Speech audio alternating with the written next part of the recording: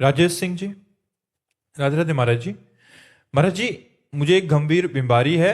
महाराज जी, ज्यादा समय चाहता हूं कि भजन में मन लगे, पर बीमारी का भी चिंतन होता है। फिर महाराज जी ऐसे में क्या गंभीर बीमारी भैया? हार्ट और फेफड़े खराब हो गए हैं महाराज जी। डॉक्टर ने बोला कम समय है। ये पहले ही खराब थे। नासवान शरीर है यार। जो लोग अपने शरीर पर गुमान करते हैं, शरीर पर अभिमान करते हैं, बड़ी भूल करते हैं। कब कहाँ कौन सा फेल हो जाए। इसलिए राधा राधा नाम जपने से, कृष्ण कृष्ण नाम जपने से, राम राम हरि हरि शिव शिव वाहे गुरु, जो भी नाम अपने गुरुदेव से मिला है, जितनी श्वासें हैं अगर नाम जप करके व्यतीत कर लो तो हमारा मनुष्य जन्म लेना ठीक हो गया। हमें करोड़ों कल्प नहीं जीना। अगर 1 मिनट हम जिए और राधा कहकर प्राण त्याग दिए तो भगवत प्राप्ति हो गई। यार काहे को चिंता करते हो? देखो तुम्हें तो पता है तुम्हारा दिल खराब है। जिनके दिल नहीं खराब होते हैं उनका क्षण में अटैक हो जाता है। नहीं हो जाता? खा रहे हैं, कवल पूरा नहीं गया, गा रहे हैं, नाच रहे हैं और अटैक हो गया, अब चले। इसका नाम मृत्यु लोक है। यहां हम सब मरेंगे, आज नहीं तो कल। इसलिए तैयारी कर लो मरने की। जो पहले से तैयार न थे पछता पछता कर चले गए। हम तुम सबको जाना है, जाने की तैयारी कर लो। रहे न रावण सम अभिमानी, हिरण्याकश्यप सम वरदानी, खान विभो की खान, जगत में कुछ दिन के मेहमान, भज लो श्री भगवान, जगत में कुछ दिन के मेहमान। सब यही पड़ा रह जाएगा। बस गुरु प्रदत्त नाम जप लो यार, बेड़ा पार हो जाएगा। हम आपसे सच्ची कहते हैं, हम ऐसे मस्त रहते हैं पूछो मत। हमारी मस्ती ही तो तुम्हें घसीट के लाई है। भयानक कष्ट की स्थिति में भी हम आनंदित रहते हैं। क्यों? क्योंकि हम परमात्मा की शरण में हैं, हम उनका नाम जप करते हैं, उनके आश्रित हैं। इसलिए मेरा हृदय शीतल रहता है, उमंग रहती, उमंग उत्साह रहता है। अगर ये उत्साह नष्ट हो जाए तो अभी हम बोलने लायक नहीं है। हम आपको भी यही कहते हैं, उसकी शरण में हो जाओ और जितनी श्वासें नाम जप करो। मरना अगर तुम्हें अकेले होता तो हम भगवान से विरोध कर देते कि इसे ही क्यों मारते हो। लेकिन मरना एक यहाँ का धर्म है। जन्मना धर्म है, पोषण होना धर्म है, तो मरना भी धर्म है। 3 सृष्टि के कार्य चलते रहते, सृजन, पालन और संहार। ये तीनों कार्य बराबर चलते रहते हैं और ये हमारे परमात्मा का कार्य है। ये कभी बंद होने वाला नहीं। वो भी आए तो अंतर ध्यान की लीला की, वो भी आए तो यहां से गए। इसलिए हम सबको जाना है। इस पे क्या चिंता करना है यार? चिंता इसलिए करते हो कि तुमने भगवान का भजन नहीं किया। पत्नी पुत्र परिवार धन संपत्ति मकान से प्यार किया, वो छूट जाएगा, इस बात की चिंता है। नहीं तो अगर भगवान से प्यार करो तो मरने से सब जग डरा, मेरो मन आनंद, कब मरी हो कब भेटी हो पूरन परमानंद। मस्ती यार तो लोग लेना ही नहीं जानते। अगर मस्ती लेना जानते हो, नाम जपना शुरू कर दो, देख लो क्या मस्ती आती है। मृत्यु भी महोत्सव नजर आता है। मृत्यु भी महोत्सव नजर आता है जब भगवान में चित्त जुड़ा होता है। देखो प्रहलाद जी को कितना कष्ट दिया हिरण्यकश्यप ने, क्या बाल बांका कर पाया? क्या सीम की चाप सके को तासु, बड़ रखवाल रमापति जासु। वो मालिक चाहे, वो ईश्वर चाहे, वो करता चाहे तो मरे को भी चला दे। इसलिए उसके भरोसे हो जाओ। अब आपसे कहते हैं उसके भरोसे हो जाओ, आनंद मगन रहोगे। हाँ, सुबह से दिनचर्या चल रही है, सुबह से दिनचर्या, वहां सत्संग, ये बात उनसे बात, एक स्वस्थ आदमी जैसी पूरी दिनचर्या चल रही, वो भगवान के बल से। इसलिए आप लोग निराश मत होइए, खूब नाम जप कीजिए। चाहे जिसका शरीर रोगी हो, हमारे कर्मों का फल है, उसे हम भोग लेते हैं और भगवान का नाम जप करके भगवान को प्राप्त होते हैं। महाराज जी, साधक को प्रतिकूलताओं से भय लगता है महाराज जी। मतलब प्रतिकूलता आएगी, मृत्यु का भय आएगा। प्रतिकूलता से इसलिए भय लगता है कि अनुकूलता से राग है, इसलिए भय लगता है। अगर अनुकूलता से राग ना हो तो प्रतिकूलता से भय ना लगे। अनुकूलता का राग, यही राग मिटाने के लिए तो भजन किया जाता है। बिना नाम जप किए ज्ञान नहीं होता और बिना ज्ञान के भय नहीं जाता। नाम जपो तब बात बनेगा। नाम जप करो, खूब सब लोगों से प्रार्थना है। नाम जब जिसका होने लगा वो भव सागर से तर गया। हमारी बात मान लो, बड़े बड़े महापुरुषों की बात है। नानक नाम जहाज है, चढ़े सो उतरे पार। हर दुखों का, हर समस्याओं का समाधान प्रभु का नाम है। नाम जप करते रहो, तुम्हारा आनंद ही आनंद जीवन भर जाएगा, जीवन आनंदमय हो जाएगा, आनंद ही आनंद में तुम्हारा जीवन होगा। अगर नाम जप नहीं करोगे तो भाई चाहे जितना उपदेश सुन लो, यहां तो आनंद रहेगा, इसके बाद निकलते ही माया अपना प्रभाव डालेगी और सब पोछा लगा देगी, आपके सारे उपदेश मिट्टी में मिला देगी, इतनी प्रचंड है। अगर नाम जब चल रहा है तो ये ज्ञान आपका स्थिर हो जाएगा, फिर भय नहीं रहता। मरना तो है यार देखो, तुम इस बात से दुखी हो, हमारे राष्ट्र के सैनिकों को देखो, स्वस्थ हैं, परिवार है, बच्चा है, और राष्ट्र की बॉर्डर पर खड़े हैं, और पता है कभी भी किसी भी समय गोली लग सकती है, कभी किसी समय कोई खतरा हो सकता है, लेकिन वीर बहादुर मुझ तान करके राष्ट्र के लिए अपने प्राणों का बलिदान करने के लिए शौक से घूमते हैं, शौक से, निराश या भयभीत होकर नहीं, दहाड़ करके, ललकार करके, और शत्रुओं को मारते हैं और या तो वीर गति को प्राप्त होते हैं। यार मरने से इतना क्या डरना, मरने से इतना क्या डरना, जब एक बार मरना ही है, 100 बार तो मरना नहीं है, एक बार मरना है, तो यार मरना तो है ही जब निश्चित, तो फिर डरना क्या। नाम जब करो तो थोड़ा ज्ञान प्राप्त हो जाए तो आपका भय नष्ट हो जाए। राधे राधे महाराज जी। महाराज जी, ये बात सबको पता है कि भगवत प्राप्ति श्री जी की कृपा से होगी, लेकिन फिर भी एक अंदर से बल बना रहता है कि ये साधन कर लूं, वो साधन कर लूं, करना चाहिए, करना चाहिए। कृपा का मतलब प्रमादी या आलस्यवान थोड़ी बन जाना चाहिए। शास्त्र आज्ञा है कि एक क्षण के लिए भी हम अपना समय व्यर्थ ना करें। गुरु के मुख से निकला हुआ जो नाम है वो प्रतिपल नाम जप करें, शास्त्रों का स्वाध्याय करें, अपने कर्तव्य का पालन करें, परिवार की सेवा करें, समाज की सेवा करें। इसी से तो भगवत प्राप्ति होती है। भगवत प्राप्ति कृपा से होती है, तो हम कायर बनकर बैठ जाएं क्या? हम अपना समय व्यर्थ नष्ट करें क्या? हम क्या विषय प्रपंच में लगे रहें? नहीं, हमें चाहिए हमारा एक एक मिनट, एक एक क्षण प्रभु के पावन नाम जप में जाए, भगवान की लीला कथा सुनने में जाए, संत समागम में जाए, समाज सेवा में जाए, राष्ट्र सेवा में जाए, और भरोसा रखें कि भगवान की कृपा से हमें भगवत प्राप्ति हो जाएगी। ऐसे चला जाता है। भव्या मिश्रा जी, वाराणसी से। राधे राधे महाराज जी। महाराज जी, सच्चे मन से भक्ति करनी चाहिए। महाराज जी, सच्चा मन महाराज जी क्या होता है? सच्चा मन क्या कहा जाता है? सच्चे मन में कभी दुर्वासना नहीं उठती, सच्चे मन में कभी भौतिक पदार्थों की चाह नहीं उठती, सच्चे मन में कभी मान प्रतिष्ठा का प्रभाव नहीं पड़ता। केवल एकमात्र भगवान मिल जाए, भगवान के विरह में रोना, भगवान की ही रूप माधुरी का चिंतन करना, भगवान के लीला गुणों का श्रवण करना, और हृदय में ये ठसक आ जाए, मेरे तो गिरधर गोपाल, दूसरों न कोई। यह सच्चा मन।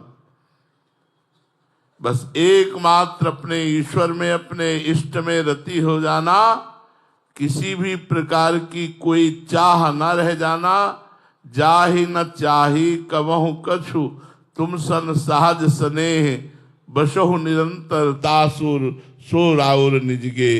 जिसके मन में अन्य कोई चाह नहीं रह जाती, उसका मन ही भगवान बन जाता है। इंद्रियाणाम मनश्चास्मि, इंद्रियों में मन मैं हूं, भगवान कहते हैं। मन रूपी मंदिर में भगवान का साक्षात्कार हो जाता है।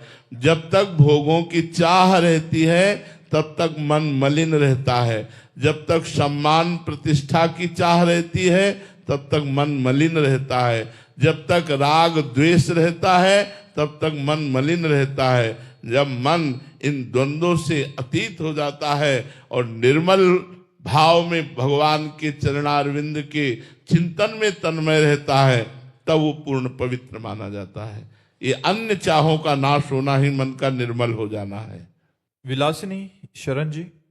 राधे राधे महाराज जी। महाराज जी, इसी जन्म में भगवत प्राप्ति करने वाले साधक को संग दोष से बचने के लिए क्या सावधानियां रखनी चाहिए महाराज जी? संग दो प्रकार का होता है। एक होता है आंतरिक वृत्ति का और एक होता है बाहरी व्यक्ति का। बाहरी व्यक्ति के जिसके संग से भगवान का विस्मरण हो, गंदी बातों की वृद्धि हो, राग द्वेष बढ़े, ऐसा संग त्याग देना चाहिए। जाके प्रिय न राम अभय देही, तजिए ताहि कोटि बैरी सम यद्यपि परम स्नेही। जिसके हृदय में भगवान के प्रति प्रेम ना हो, माया प्रपंच की ही चर्चा करता हो, राग द्वेष की चर्चा करता हो, नशा करता हो, गंदे आचरण करता हो, इनका संग त्याग देना चाहिए। और अंदर की वृत्ति, जो गंदी वृत्ति है, जो गंदी बातें अंदर प्रेरणा दे रही हैं, उनका त्याग कर देना चाहिए। अंदर की वृत्ति और बाहर के व्यक्ति, इन दोनों कुसंगों का त्याग करने वाला और साधु संग करने वाला, वो भगवान के मार्ग में इसी जन्म में भगवत प्राप्ति कर लेगा। सतरति सतरति सा लोकांतार्यति। किसी से ममता नहीं, ना अपने शरीर से, न शरीर संबंधियों से। एकमात्र अपने इष्ट देव के चरणों में ममता हो जाए और निरंतर नाम जप चले, बेड़ा पार हो गया। अंदर की वृत्ति और बाहर के व्यक्ति के कुसंग से बच जाए तो सत्संग का प्रभाव उसके ऊपर चढ़ जाए। मदन दवनी सखी जी लखनऊ से। राधे राधे महाराज जी। महाराज जी, साधक के लिए सबसे घातक अपराध कौन सा है जिससे भक्ति नष्ट होती? वैष्णव अपराध, साधु अपराध, इससे बड़ा कोई घातक अपराध नहीं है। यदि संसार में कोई पाप बनता है तो तीर्थों का अवगाहन करने से पाप नष्ट हो जाते हैं। यदि तीर्थों में पाप बन जाता है तो तीर्थराज प्रयाग में स्नान, त्रिवेणी संगम, गंगा यमुना सरस्वती त्रिवेणी संगम में स्नान करने से पाप नष्ट हो जाता है। यदि प्रयागराज तीर्थ में पाप बन जाए तो भगवान की दिव्य पुरियां हैं, उनमें दर्शन करने से, वास करने से पाप नष्ट हो जाता है। यदि काशी कांची अवंतिकापुरी द्वारावती आदि जो पुरियां हैं, यदि उनमें पाप बन जाए तो भगवान के परम पावन धाम श्री वृंदावन धाम, भगवान की जो दिव्य लीला स्थलियां हैं, इनकी रज लगाने से, यहाँ आकर के परिक्रमा देने से, यहाँ बैठकर भजन करने से पाप नष्ट हो जाता है। यदि धाम में अपराध बन जाए तो सिर्फ धाम ही नष्ट कर सकता है। ऐसे अगर वैष्णव अपराध बन गया, भक्तन निंदा अति बुरी भूल करे जिन कोय, किए सुकृत बहु जन्म के छिन में डारे खोए। कई जन्मों के पुण्यों को एक क्षण में नष्ट कर दे, वो होता साधु अपराध। अगर किसी साधु को अपमान कर दिया, निंदा कर दी, दिल दुखा दिया, तो वो आपके सारे सुकृतों को भस्म कर देगा। और पाप तो नष्ट होने के उपाय है, लेकिन अगर संत अपराध बन जाए, भक्त अपराध बन जाए, तो कुल सहित उसके परिवार को नष्ट कर देता है। साधु अवज्ञा तुरंत भवानी, कर कल्याण अखिल के हानि। साधु का जो अपराध करता है उसका पतन हो जाता है, उसके पुण्य नष्ट हो जाते हैं। इसलिए विश्व में सबसे भयानक अपराध है वैष्णव अपराध। वैष्णव निंदा सुनना, वैष्णव निंदा करना, वैष्णव का दिल दुखा देना, वैष्णव को दंड देना, वैष्णव को मारना पीटना, ये सबसे बड़ा भारी अपराध है। और इस अपराध का मोचन भगवान भी नहीं करते, उसी भक्त के द्वारा हो सकता है। जिस भक्त को सताया वो क्षमा कर दे तो तुम्हारा अपराध क्षमा हो जाएगा, अन्यथा नहीं, फिर भोगना पड़ेगा। अवश्य में भोक्तव्य। नित्य किशोरी शरण जी। राधे राधे महाराज जी।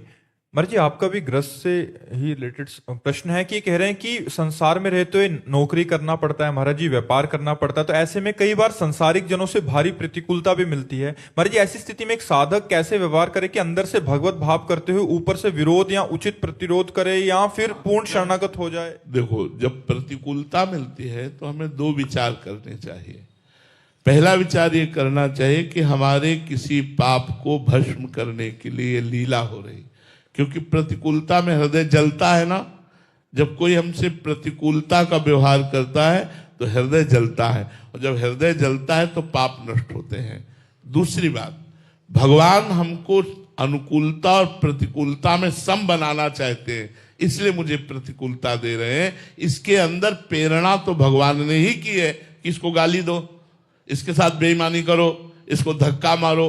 तो जब मेरे भगवान मुझे गाली दिलाना चाहते हैं तो मुझे सहना चाहिए। मैं भक्त हूं, मैं सहना। अरे देखो बड़े बड़े महापुरुषों के चरित्र पढ़ के देखो कितना कष्ट दिया गया और वो कह रहे तेरा किया मीठा लगे।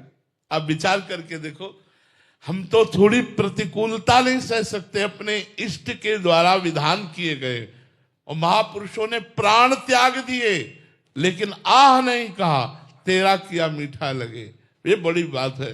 तो हम लोगों को चाहिए कि हम जब कोई प्रतिकूलता दे तो दो भावों को रखें। पहला भाव, मेरा कोई किया हुआ पाप नष्ट हो रहा है, चुपचाप सह जाओ। दूसरा भाव, भगवान के द्वारा ये किया हुआ विधान है, मुझे मंगलमय बनाने के लिए, मुझे मजबूत बनाने के लिए भगवान ऐसा कर रहे। और ऐसा कभी ना सोचो कि अगर हम सह गए तो ये और प्रतिकूलता देता चला जाएगा। नहीं, भगवान उसको नष्ट कर देंगे, क्योंकि भगवान देख रहे हैं ना, जो तुम सह रहे हो और वो बार बार तुम्हें प्रतिकूलता दे रहा है, तो जो अपराध भक्त कर करई, राम रोष पावक सो जरई, वो भगवान की क्रोध भरी दृष्टि से भस्म हो जाएगा, नष्ट हो जाएगा। उसका दूसरा रूप है, उसका दूसरा रूप है नष्ट होने का। आप चुप हो जाओ तो वो बोल पड़ेंगे, और वो बोल पड़ेंगे तो सामने वाले का हिसाब किताब बहुत बढ़िया हो जाएगा। आप बोल पड़ोगे तो कुछ नहीं होने वाला। आप चुप रहो, उनको बोलने दो, उनको हिसाब करने दो, सह जाओ। सहत सहत बाढ़े भगति, गृह तन गुरु हितगार। जो जितना सह गया उतने ऊंचा महात्मा बन गया। सहनशील ही महात्मा बनता है, सहनशील ही महान होता है। इसलिए सह जाओ, प्रतिकूलता को सह जाओ। ये तुम्हें भगवत भक्ति को बढ़ाएगी और भगवान की प्राप्ति में सहयोग करेगी। रितिका अग्रवाल जी, राधे राधे महाराज जी। महाराज जी, अगर किसी साधक के गुरुजी अंतर्ध्यान हो जाएं तो उसे क्या करना चाहिए? अपने गुरुजी की छवि और पादुका को और अपने गुरुजी की वाणी को गुरु का साक्षात स्वरूप समझ करके उन्हीं का सेवन करना चाहिए। गुरु की पादुका का सेवन करने से गुरुजी का पूजन हो जाएगा और गुरुजी की वाणी का आज्ञा पालन करने से सदैव गुरु के सानिध्य का अनुभव माना जाएगा। गुरुदेव का सानिध्य उतना श्रेष्ठ नहीं है जितना गुरुदेव की वाणी का सानिध्य श्रेष्ठ है, क्योंकि वाणी जी ही गुरुदेव के स्वरूप का अनुभव कराती है। गुरु के समीप रहते हुए भी लोग गलत कर सकते हैं, लेकिन गुरु वाणी का आदर करके और गुरु वाणी को अपने जीवन में उतार लिया जाए तो आपसे गलत नहीं हो सकता, आपसे अधर्म नहीं हो सकता। गुरु के समीप रहकर आप मनमानी आचरण करके नरक जा सकते हैं, लेकिन गुरु वाणी का आदर करके गुरु वाणी की आज्ञा का पालन किया जाए तो वो परम पद को प्राप्त होगा। इसलिए हमें लगता है जिनके गुरु अंतर्ध्यान हो गए अपने गुरु वाणी को गुरुदेव माने, गुरु की पादुका का पूजन करें और गुरुदेव की ही आज्ञा के अनुसार चले तो उनको किसी और गुरु बनाने की जरूरत नहीं है। एक ही गुरु से परम मंगल हो जाएगा। डॉक्टर ऋचा झा जी, तमिलनाडु से। राधे राधे महाराज जी। महाराज जी, ग्रस्त जीवन हमें अधिक से अधिक संग्रह और सामर्थ्य बढ़ाने की प्रेरणा देता है, जबकि भक्ति मार्ग त्याग, दान और समर्पण का मार्ग दिखाता है। ऐसे में ग्रस्त की महत्वाकांक्षाओं और भक्ति की शरणागति के बीच में संतुलन कैसे साधा जाए? बिल्कुल बिल्कुल, बहुत अच्छी तरह से किया जा सकता है। जैसे हमें अपनी श्री जी की सेवा के लिए रोज नई पोशाक चाहिए, हमें अपने श्री जी की सेवा के लिए नवीन नवीन सुंदर भोग चाहिए, हमें अपने श्री जी की सेवा के लिए इत्र चाहिए, अपने श्री जी की सेवा के लिए पुष्प चाहिए, हमारी श्री जी की सेवा के लिए गान बजान चाहिए, सुंदर राग रागिनियों के द्वारा उनको हम रिझाएं। तो आप भी श्री जी को निमित्त बनाइए। हमारे पति में प्रभु विराजमान है, पुत्र में प्रभु विराजमान है, सास ससुर में प्रभु विराजमान है। मैं अपने इन प्रभु की सेवा के लिए अर्थ संग्रह करूं, वस्तुओं का संग्रह करूं और इन प्रभु को रिझा लूं। बात तो वही है, मंदिर में जाकर मूर्ति को रिझाओ या घर में अपने पति को, अपने पुत्र को, अपनी पत्नी को, अपने परिवार के जनों को भगवान का स्वरूप मानकर आराधना करो, तो वही फल प्राप्त होगा जो मंदिर में जाकर पूजा करने से मिलता है, वही घर में अपने परिवार की पूजा करने से मिलेगा, क्योंकि सब में वो रमा हुआ है, सब में वो परमात्मा विराजमान है। उसी परमात्मा की सेवा के लिए मुझे सौंध चाहिए। हम फंसते तब हैं जब भोग भोगने के लिए चाहिए, जब अपनी वासनाओं की पूर्ति के लिए तो हम फंसते हैं। अगर पूजा के लिए तो पूजा की सामग्री वो फंसाती नहीं है, वो तो मुक्त करती है। तो हमारे घर में अतिथि आवे, हमारे घर में परिवार के जो सदस्य हैं उन सबकी पूजा के लिए वस्त्र चाहिए, भोजन चाहिए, रुपया चाहिए। तो हम अच्छे धर्म रूपी कर्म करके धन कमाएं और अपने परिवार का पोषण करते हुए भगवान का नाम स्मरण करें तो हमारी पूजा पक्की। क्या परेशानी? कोई परेशानी नहीं। क्या हम अपनी श्री जी के लिए संग्रह नहीं करते? कल श्री जी को ये पोशाक पहनाएंगे, कल श्री जी को ये इत्र लगाएंगे।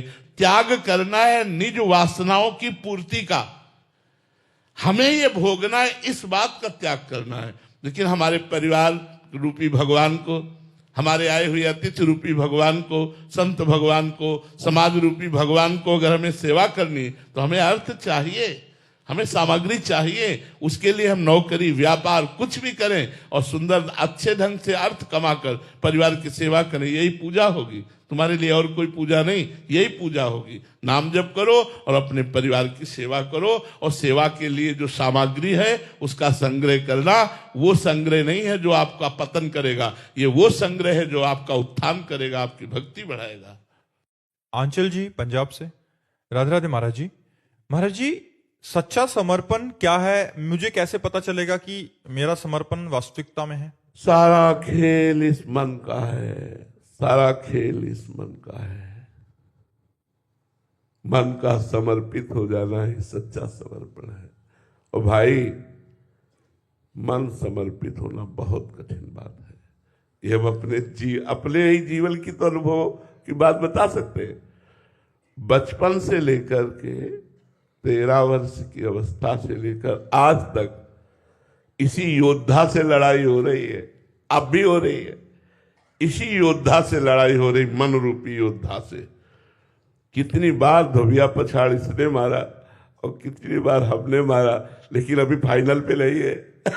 अब भी युद्ध प्रारंभ है, जैसा हुआ था वैसे ही चल रहा है, अब भी चल रहा है। समर्पण मन का, विषया अभिलाषा का त्याग ही मोक्ष पद पर चलना है, अध्यात्म पर चलना है। विषय शून्य मन सच्चा समर्पण है।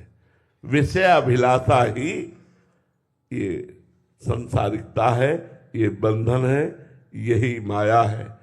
और मन का विषय अभिलाषिता शून्य कर देना, कामना रहित कर देना बहुत कठिन बात है। हम जागृत में संभालते हैं, लेकिन स्वप्न में असलियत मन का स्वरूप समझ में आता है, क्योंकि स्वप्न में केवल मनोराज्य होता है, इसी का तो सारा का सारा पदार्थ। अगर आपका स्वप्न भी विषय अभिलाषिता शून्य है तो आपकी समर्पण वृत्ति ठीक जा रही है। और अगर स्वप्न दूषित है तो अभी सूक्ष्म शरीर पर आपकी साधना का प्रभाव नहीं पड़ रहा। मन का सावय मना कृष्ण पदारविंद हो, मन का भगवान के चरणारविंद में विषय अभिलाषा शून्य होकर लग जाना, यही सच्चा समर्पण है। देखो,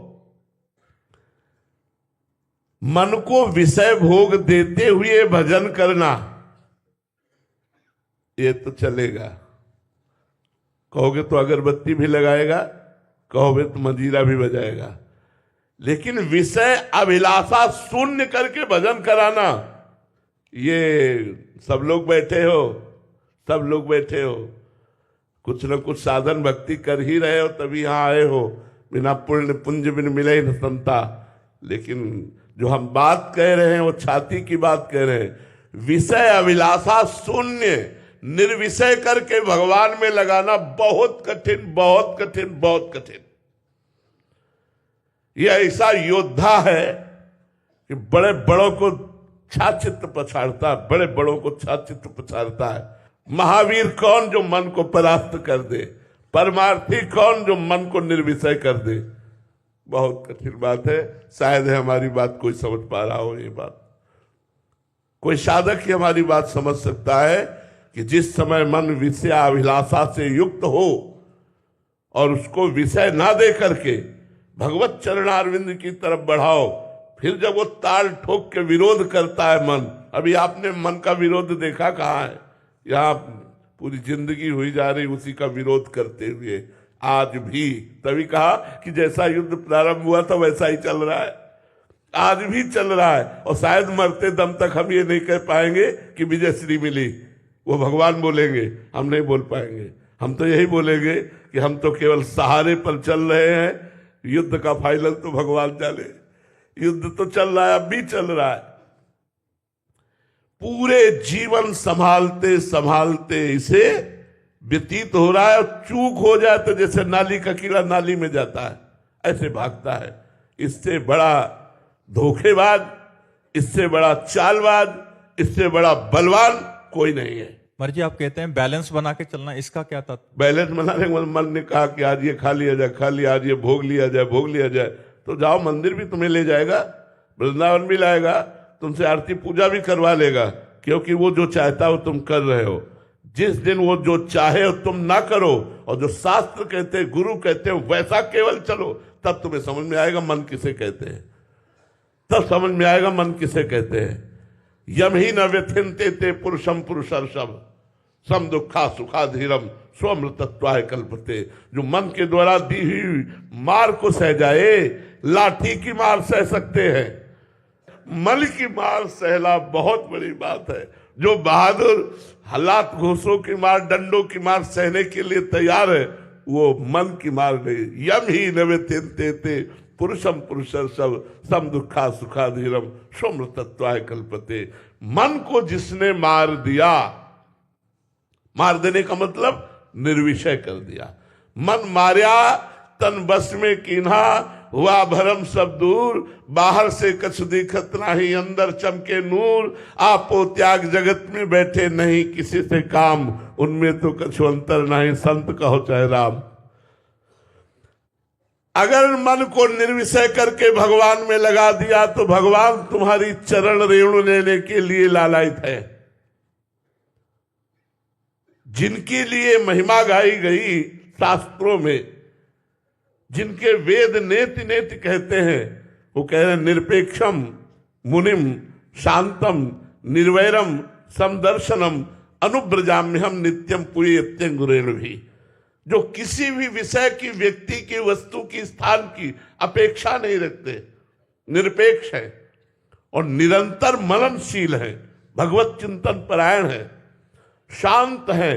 कोई भी द्वंद्व जिनको अशांत नहीं कर पाता, मान अपमान सुख दुख लाभ हानि निंदा स्तुति, और कभी किसी से वैर जो नहीं करते, अजात शत्रु हैं जो, निर्वैरम और सम दर्शनम, सब जगह एक परमात्मा को देखते हैं। ऐसे संतों के पीछे मैं इसलिए डोलता हूं कि उनकी चरण रज मेरे ऊपर पड़ जाए और मैं पवित्र हो जाऊं। अनुब्रजाम्यहम नित्यम पुयत्यंगुरेण भी, निरपेक्षम, किसी की अपेक्षा नहीं। बहुत बड़ी बात है भाई, बहुत बड़ी बात है। हम लोग अंदर की बात जब देखते हैं तो केवल इतना ही है। हम आपको बताएं, पूरे जीवन की साधना का सार क्या मिला है? इतना मिला है कि हे हरि मैं आपकी शरण में हूं, बस इससे आगे नहीं। सब कुछ करने पर भी आज मैं केवल इतना कहता हूं कि जो होगा वो भगवान की कृपा से हो सकता, मेरे बनाए करोड़ों कल्प तक नहीं बन पाता। बोलो आकाश को कैसे पकड़े? आकाश को पकड़ना है, कैसे पकड़े? अब वो आकाश ही कृपा करके हाथ लग जाए तो बात बन जाए, नहीं अपनी सामर्थ्य नहीं। ऐसे समझो हमारी हालत है कि हम उस अव्यक्त परमात्मा को जो कण कण में व्याप्त है कैसे प्राप्त कर सकते हैं? जब तक उसकी कृपा ना हो तब तक ये मन विषया विलासा में ऐसे लगा हुआ है, कैसे तुम्हें बताएं। दिन भर खींचते रहो अपनी तरफ, और एक सेकंड का अवसर मिल गया फिर वहीं गिर गया जाके, तो बड़ी ग्लानि होती कि यार धिक्कार है ऐसे मन को कि शास्त्र श्रवण, गीता भागवत नाना प्रकार के वेद पुराण शास्त्रों का श्रवण करने पर भी, ये जानने पर भी कि ये सब मिथ्या है, सच्चिदानंद सुख भगवान है, फिर भी ये भगवान की तरफ जाकर विषयों की तरफ जाता है। तो सच्ची साधना का, सच्ची शरणागति का फल है मन का भगवान में समर्पित हो जाना, मन का निरंतर भगवान में चिंतन करना, निर्विषय होकर।